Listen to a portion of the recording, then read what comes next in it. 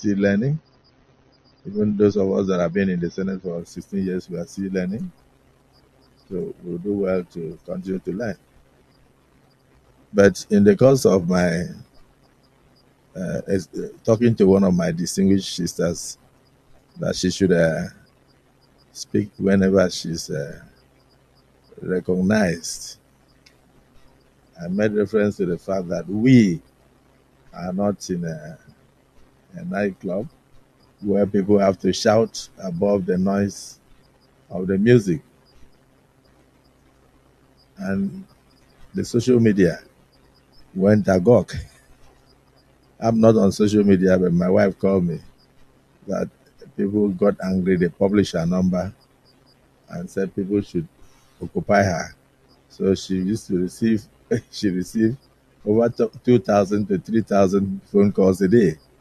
And then I tried to on one of my phones. I realized it was in the public. In fact, the phone crashed after about 3 hours.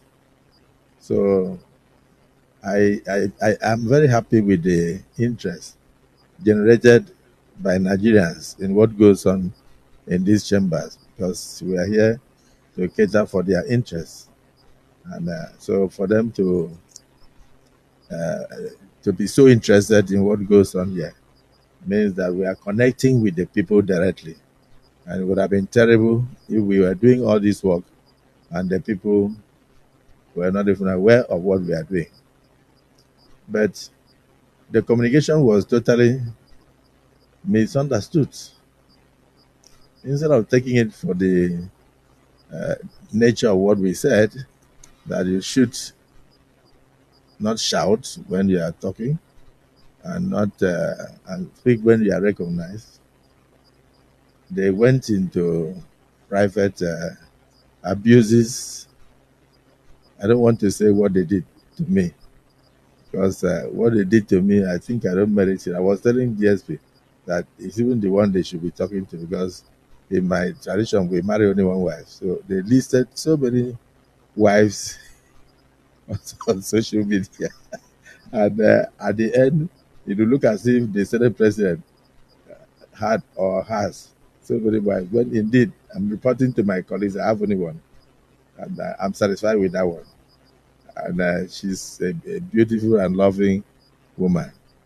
I will not intentionally denigrate any woman. I have a wife, I have 4 daughters, and I always pray that God will lift a girl child to the highest zenith in Nigeria, politically and in business.